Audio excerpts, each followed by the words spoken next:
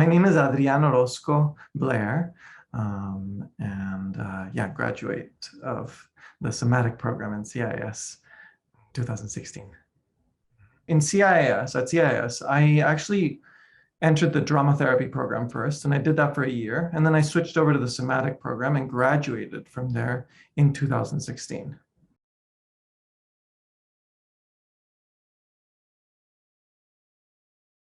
So this practice is a practice that I started developing. This very specific role is a role that I started developing from when I was a trainee. And so I was in a counseling center, the Living Arts Counseling Center, that supported that nurtured the path towards a private practice. And I did other things, but in terms of my current practices, I have an online practice and work with individuals,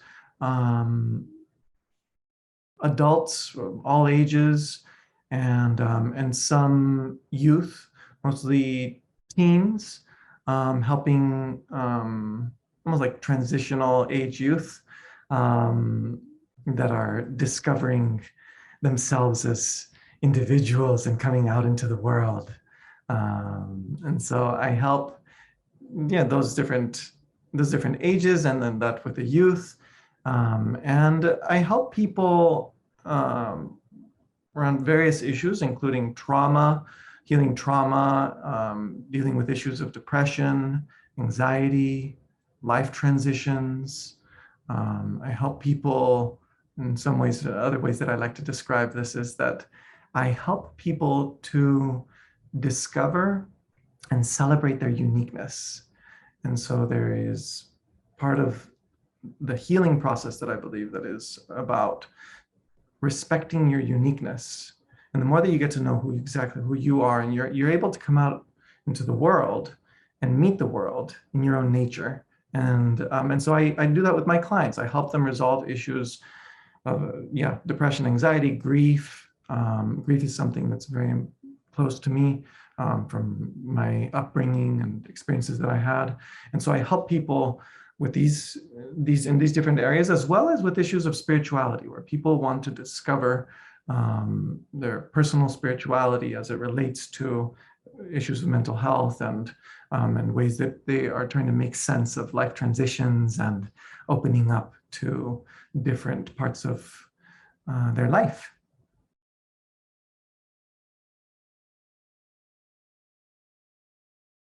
Once I graduated, I was already seeing clients at the Living Arts Counseling Center. So I'd worked there for about a year and a half before I graduated. And I'd done so because I was an international student, and I needed to fulfill a certain amount of hours inside of the traineeship and then be in line to apply for a employment authorization card, which is something for international students that want to work in the United States after going to school here. And so I ended up having to do that, to do a year and a half of traineeship. And so I was seeing individual clients there, and then graduated and continued seeing clients. That was a smallish practice of I was probably seeing about 10 to 12 clients a week-ish. But when I graduated, I started working at an expressive arts therapy program at the Contra Costa Regional Medical Center in Martinez. There was a program that was under the bigger program that's called the Art of Health and Healing, led by Dr. Alan Siegel. And now this particular program, sadly, through the pandemic, it actually stopped and went under. And so is no longer available, sadly. And so that's what I did throughout my licensure process, basically, from when I graduated, is I continued seeing individual clients at the Living Arts Counseling Center in Emeryville, which is where the center was before the pandemic, which that center also the physical center had to close during the pandemic. even though the Living Arts Counseling Center continues to be alive in a slightly different iteration these days, but continues to be alive. And yeah, and so in the hospital, I did work at the bedside with patients. And so people dealing with terminal illnesses, people dealing with dementia, all kinds of different issues, recovering from surgeries, and going to the bedside and helping them, bringing expressive arts activities as well as just deep relational presence. There at the hospital, I also worked at psychiatric emergency services with youth, when youth were put on 24 to 48-hour holds that were in danger in some shape or another, and helping to create a space inside when they were being held at the hospital where they could hopefully connect to a sense of safety and a sense of being able to be listened to. And so using art with them. Also worked at the psychiatric ward there at the Contra Costa Regional Medical Center, providing activities there for inpatients there. And as well as doing different kinds of activities for people at the lobby, family members that were visiting patients, and yeah, and a couple of other things like teaching classes around doctors that would teach classes around, for example, issues with diabetes. And so expressive arts therapists would accompany the doctors to provide an experience to process some of what was going on and to learn, but through in a way that was more engaging. And so did things with them, those kinds of classes, and as well as events there at the hospital, inviting people at different times of the year to attend even events for staff to be able to, to tend to burnout and to tend. And so we would sort of like be the people who would carry the bags with the art supplies and help people kind of take a little bit of time, connect to yourself, relax here, like listen to yourself, bring out your heart, your mind, hear, what's going on. And learned a lot of things there. And I can explain more a little bit later about the, particular challenges and everything to be aware of when going in a setting like that. Yeah, and then aside, as I said, in the Living Arts Counseling Center, doing individual work with mostly adults, with some children and couples as well, with tending to some of the issues that I mentioned before.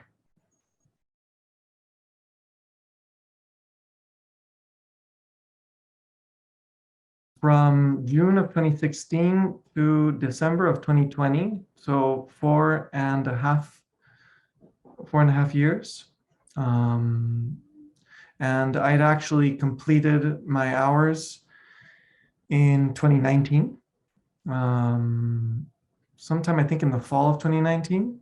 And I, or maybe even a little bit earlier than that, because with working so many hours at the hospital and at the counseling center, at Living Arts Counseling Center, I had a lot of client hours that I was able to log pretty quickly. But I wasn't really at a moment to shift into taking the clinical exam. I had taken the law and ethics exam and had passed that. But when it came time to do the licensing exam, I was not available for that for a whole extra year. So I had to resubmit my hours and then take it inside of the womb of the pandemic.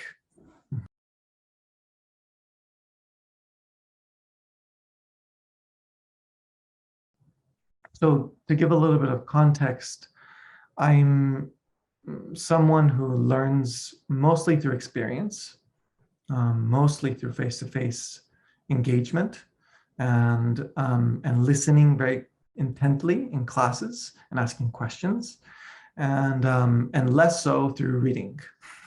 I'm somebody who grew up with challenges around reading comprehension and attention, being able to keep my attention in relationship to reading. And there was a lot of reading as well as writing. And there's a lot of stress around reading and writing for me in school.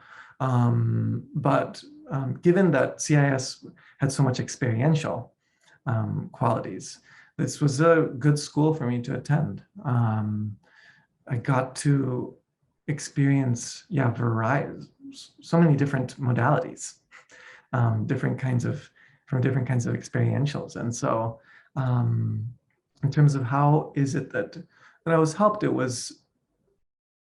I felt like when I left, I felt that I had engaged, even though it was nerve-wracking to start seeing clients, even just inside the traineeship and going more in the traineeship actually, because later I already had seen clients, but yeah, before graduating, being in school, I was really helped to accept. I had actually teachers that helped me accept my nature. They didn't push me to try to lean more heavily on theory. I'm somebody that understands theory a lot through experience.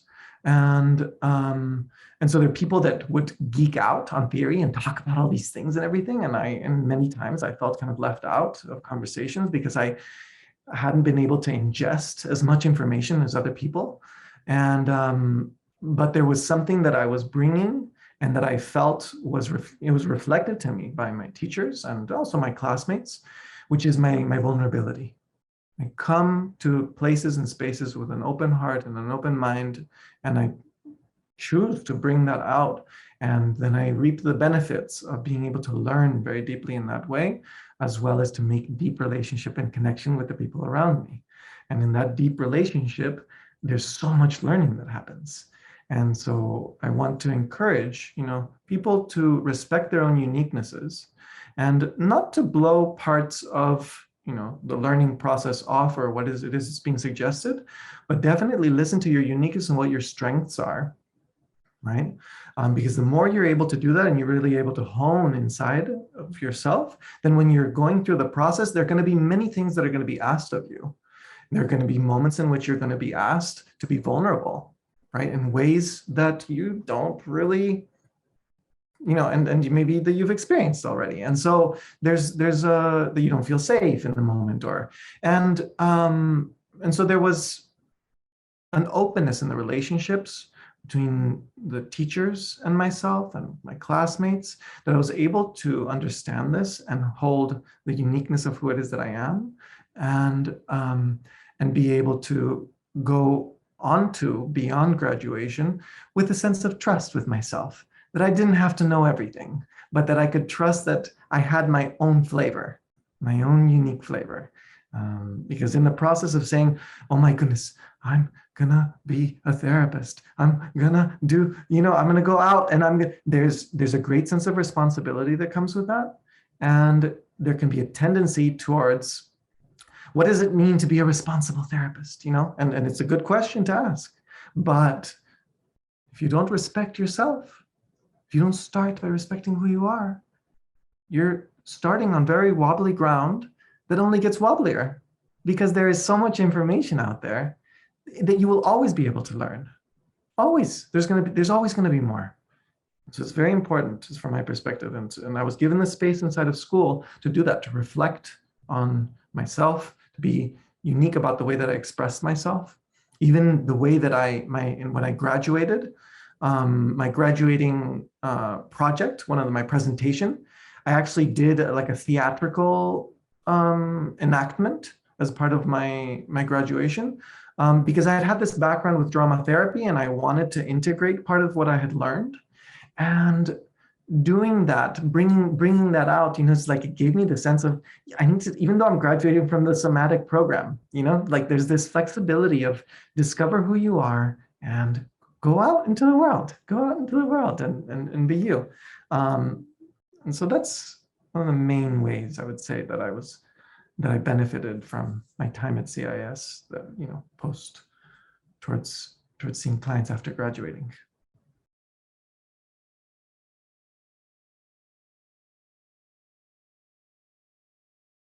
One thing is I would say it has to do with the learning how to be responsible for the path of being a therapist, in that we are engaging in personal growth so often that we can stay stuck in our relationships, analyzing and thinking and thinking about the things that we can, how we can grow and how we want to grow and all these things.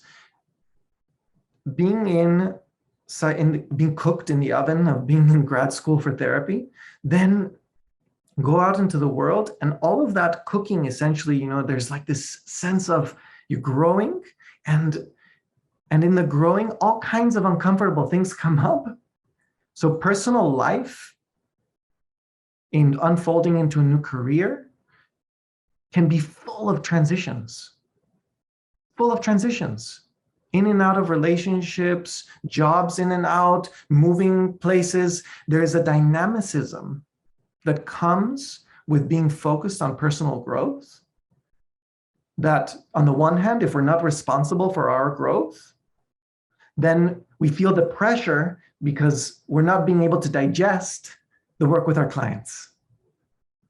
If we do tend to that, we're changing a lot.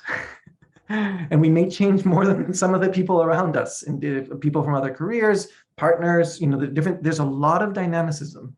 And one of the things that I'm a dreamer. I'm somebody who loves dreaming, and I love that about myself. And also there's moments in which I've taken too much, because I aspire to do good, and I aspire to bring gifts and love, and I do that. And at times I took in too much. Because I didn't want to face my limitations. I didn't want to face the fact that there were some painful things that I needed to face, of accepting that I couldn't work with a certain type of issue, or that or facing the fears of, like, maybe this particular internship is not working out super well, or maybe I need to set, you know, more intense boundaries, or whatever it is, that the boundaries and the issues there's a tension there that needs to, that one needs to be responsible for. And I think that was one of the challenges that you're going out of grad school, and it's like, I'm out of school, I better get to work. But you're just getting started. And so what's really important is that you be real gentle with yourself, knowing that you can't just rush into it. You can't just rush into suddenly seeing tons of hours. And the internships, a lot of them will ask you to take on tons of clients. And you have to be careful about that, because if you take too many on, in the long run, you're stunting your growth. You're stunting the help that you're bringing to your clients. At times, you need to make those kinds of choices for money, for example. And so when coming into this is one of the main stresses in my being in, well, in particular here in the Bay, is money. You know, working in a traineeship where I wasn't getting paid for a year and a half. I did work that I wasn't getting paid at all. And then going into an internship in which I was getting paid, but it was very stressful. Working in the hospital was very intense, and you have to be really, you know, I learned a lot of things, and it's very intense. You know, one has to be real honest with oneself and gentle about the choices that we make, about where it is that we go. But this piece about financial stress, I encourage interns, or I guess associates is the term now, associates to advocate for getting paid well. And also, if you're going towards a private practice, to advocate for having a relatively high fee, even when you're just starting. Because the high fee, well, it depends on the payment structure, but if you have the ability, basically, to get a little bit more money, it opens up and it relaxes you in a way that you become more available to learn, and just to be available for the learning process that you're just embarking on. Because if you're in all this stress, and you're stressed about money aside, on top of that, it just makes things more difficult. And so being gentle about the process of development, doing it slowly if you need to do it slowly, right? I have colleagues who did it slower than I did in some respects. And I think it's a better idea to do things slowly when you need to do it slowly, and when you need to do it slowly. And so being responsible for boundaries around how much work I was taking on in relationship to the financial needs that I was feeling in terms of I've graduated and I started school like undergrad when I was 24. I had another career before this. And so here I am, and I'm in my 30s and I'm graduating. I feel like I'm behind. You need to be gentle with yourself. You need to be gentle and be respectful. Just make things, try not to rush, essentially, if possible. Sometimes we do need to rush certain things. But that being able to maintain a pace was a big challenge, related there to money. And I could have, if I'd known, I wish I had a mentor tell me sooner to charge clients more, because there are people, especially here in the Bay Area, that have plenty of money. And it is by opening that door that then it reduces the stress, and then you can really be available for somebody who can't pay much and not be in a ball of stress. And then more help opens up. And you can feel okay about where you are, or a little bit better, And so those are a couple of things that I would say. Also, I would say pacing the growth. As I said, I'm a dreamer. I mean, just to give you a sense, my mother passed away back in 2008 from Lou Gehrig's disease. Yeah, ALS. And when I was working at the hospital, there was a Mexican immigrant, I'm originally from Mexico. And there was a Mexican immigrant that had the same illness, that needed therapy in Spanish, and there wasn't anybody else that spoke Spanish. I chose to go and tend to him and face the illness. And it was very intense, as one can imagine. It was my first, facing with that illness that I had since my mother had passed away. And so the ambition, for people that have ambition, just be careful about how much you take on. And also when you do things, like I believe that I had a lot of courage when I did that. And I learned a lot of things. There are treasures inside of, wherever it is that we go. I really believe that if we're able to digest and we're well enough. One of the things that I bring back to my clients over and over, there needs to be enough love around and inside in order to be able to grow and in order to be able to change. We don't first go and face the challenges, even if we're excited, because we first need to have the support inside and outside enough. That's when we flourish. If we don't have that outside, we go through things tense. Yeah. And so let yourself know that you have needs and preferences and that you're worthy of those. Or to discover, if you believe that you're not, to work on discovering that and moving towards that, because without that, it makes things more difficult for everybody. Clients, yourself, people in your life. I wish I would have, and what I'd qualify this under is under what I call being a martyr, where I was trying to solve issues by growing enough and doing this and that as a means of trying to solve senses of suffering that I had from other parts of my life, like that I was stressed about money. And so then I would try to make things better over here and do this over here, rather than being like, first, one must create the love or discover it, nurture and discover it. And so that was in early 2020. I did a huge healing process with myself around this piece of being a martyr, and my life changed completely. And as a helper, where I don't feel that helping puts me through suffering that I don't want, or that and I'm not there to suffer. I'm not there to, and I respect myself more. And so it's this huge challenge of respecting one's uniqueness and not saying, well, no, that's because this is what the field says I should do. No, no, no. And so I advocate for that.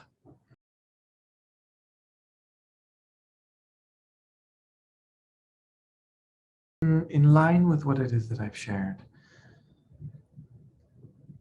how incredibly powerful it is to know ourselves deeply so that we can respect ourselves. And so each of you has your very own uniqueness. Some of you have strength in your intellect, some in the depth of feeling, some in both. Some have a certain charisma, some have a depth of presence. Everybody has different qualities. Get to know what your strengths are. Get to know what your weaknesses are.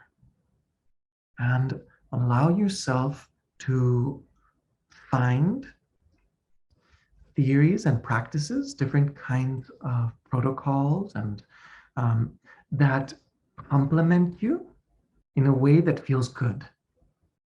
Yeah, I'm a very relational, open person. I love deep presence, and I love just being with people, and just, we can, me and my clients, we can be in this gentle space. Yeah, gentle space of just being with each other and allowing, essentially, I see myself as a champion for emotional rights and respecting of uniqueness. Yeah.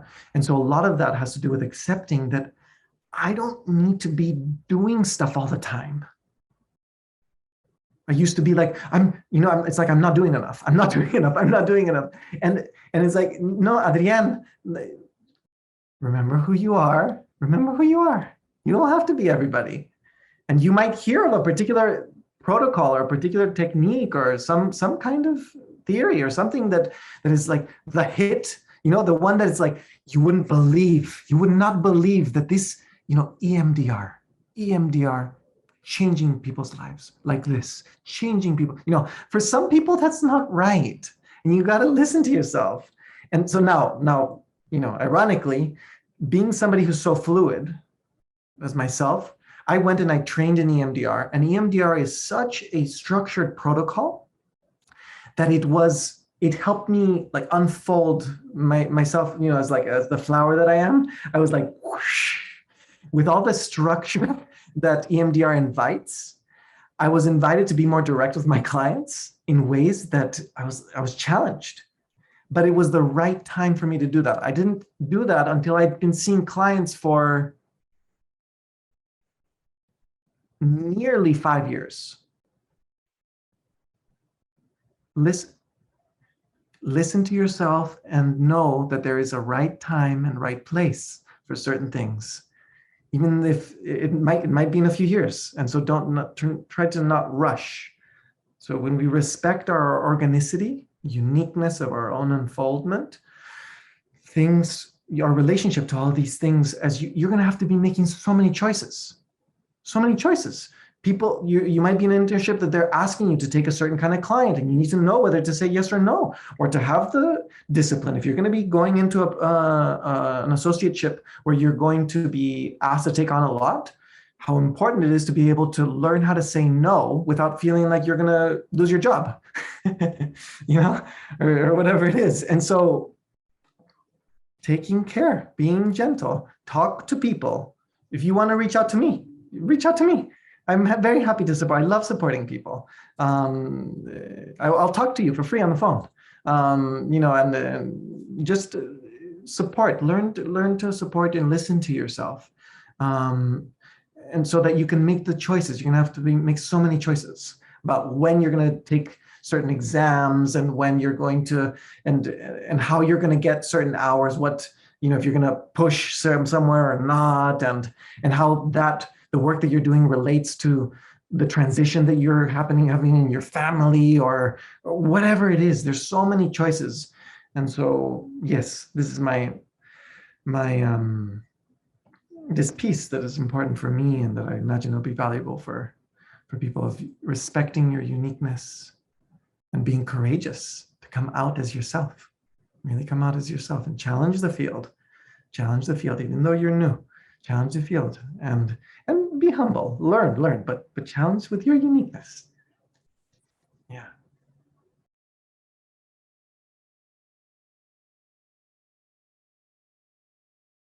What I'd want you all to know is that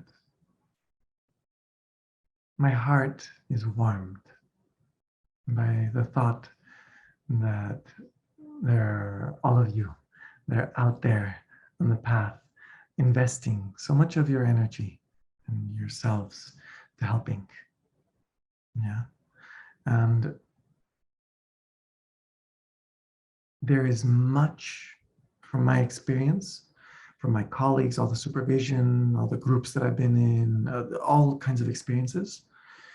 There is a love that is present inside of our profession that can hide underneath all the rules and the ethics, all the different pieces, the money and how well this session went, etc. There's a baseline love, yeah, that I'm aware of now, that I give myself time to feel after I work with my clients. Yeah, that is so important to make space for. We can get lost thinking about so many things and thinking that if we just improve, and that's doing really well. But if we don't let ourselves drink of the love that is here, that is happening already, our heart and our mind is going to feel like the well is going to run dry. And so I encourage this piece of celebrating the goodness. Even in the days that you feel like there's something that you could have done much better and something that did not go well, to make space and to create a culture with you and your colleagues of celebrating the good. In the learning process, there is a huge bias towards dealing with the emergencies, right? You go into your supervision group and there's this sense of who need, is there a 5150? Is there this, somebody that needs to report, et cetera, et cetera. There's all of this, and rightfully so, when the emergencies come up, we need to deal with them. Do not let yourself lose sight of the love. The love that is present with you and your clients, and that if you can't see it, you need help to learn how to see it. Because I would venture to say that there is love there. And then as you're getting to know your love, the uniqueness of you. Yeah. And then you're able to create a sense of celebrating this piece with your colleagues. There's so much stress of like learning and we're new and this and that. We need to drink of this goodness that is here in order to just to be sane. And now that I know this, that I wish it really needs to be nurtured many times by supervisors and the people that structure. The celebrating of the love that's here. It really, and not just a name. Oh yeah, this thing that happened was very good today. No. To do it in such a way where you feel a glow in your chest and in your head, in your body, that you feel it. You're able to feel and just,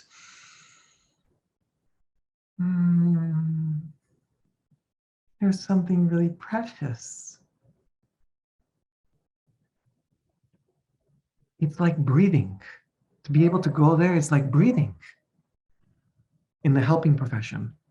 Before I gave more space to that, I felt dry. I knew that I was good intellectually, but I couldn't feel it.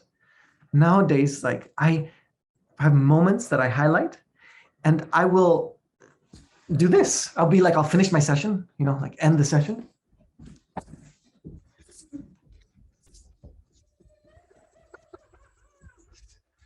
Yeah. And so I will go into this place with myself. How much you're sitting for hours. Your body needs it. Your heart needs it. Your mind needs it. Yeah. And so give it to yourself. And if you don't know how to find it, get help to learn how to find it as soon as possible.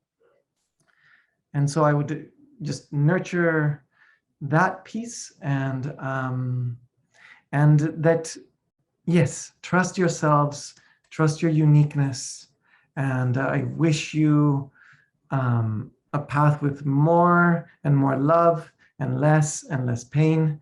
And thank you for listening.